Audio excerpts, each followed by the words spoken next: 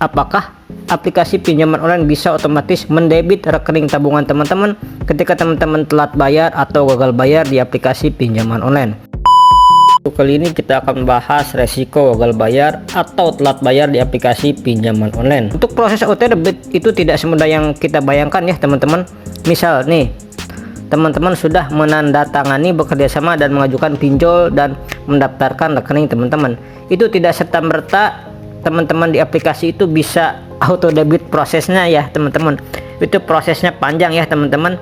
Ada beberapa dokumen yang harus teman-teman lengkapi, surat perjanjian dan lain sebagainya. Nah, itu semua tidak akan pernah terjadi ketika teman-teman mengajukan proses pengajuan pinjaman, sehingga nggak mungkin nih teman-teman rekening tabungan teman-teman itu akan di auto debit oleh aplikasi pinjol tersebut.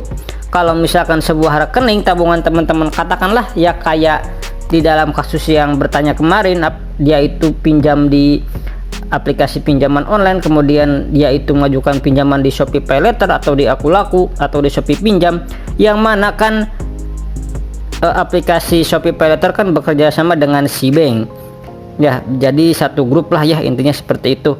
Jadi meskipun seperti itu, tidak serta-merta otomatis auto debit ke rekening Cbank dari Shopee Pinjam, enggak ya teman-teman. Seperti itu ya teman-teman. Apakah peluang kita ketika kita gagal bayar atau telat bayar di pinjaman online bisa masuk penjara jika kita tidak bisa membayarnya dalam waktu yang ditentukan? Nah, di video kali ini saya akan membahas mengenai masalah undang-undang baru yang baru saja disahkan teman-teman. Nah, di sini saya akan menyoroti sebuah undang-undang, yaitu Undang-Undang Perlindungan Data Pribadi. Secara undang-undang kita sudah pasti tahu lah ya teman-teman, untuk pinjol, hutang piutang itu kan masuk ke ranah perdata ya. Dan sampai saat ini, yang mana kalau perdata itu masalah hutang sudah ditetapkan ya teman-teman, dari aturan dari dulu banget, kita tidak akan bisa masuk penjara ya kalau cuman nggak bisa bayar hutang. Clear ya teman-teman sampai di sini.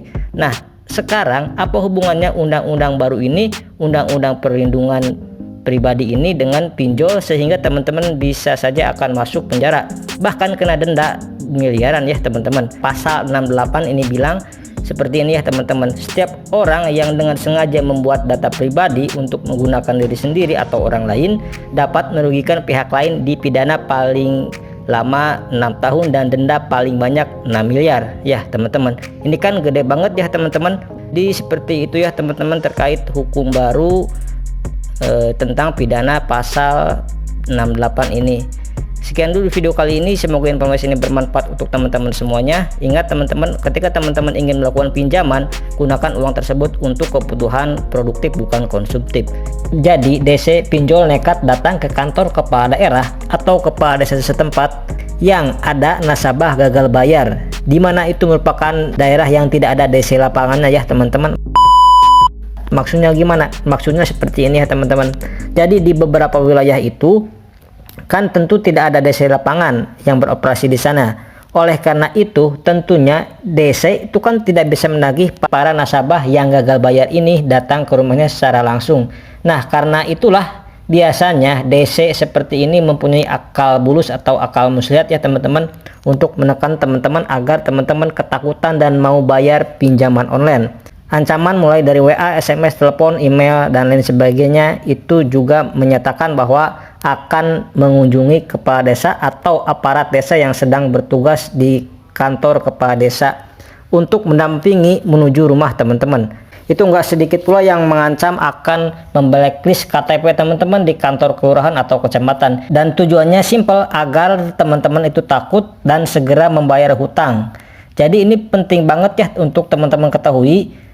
Untuk ancaman-ancaman yang seperti itu yang nggak masuk akal itu pasti dilakukan, dan teman-teman jangan mudah percaya. Karena begini ya, intinya selama teman-teman dipinjol itu udah nggak ada resiko terberat. Apapun yang kalian terima ketika teman-teman gabay di sana ya pastinya paling tidak slik OJK teman-teman itu akan jelek. Yang mau ancamannya mendatangi kepala desa atau presiden pun itu mungkin urusan hutang piutang hanyalah kepada yang bersangkutan, bukan berarti kepada aparat desa ya teman-teman. Mohon maaf bila ada salah-salah kata. Saya pamit. Wassalamualaikum warahmatullahi wabarakatuh.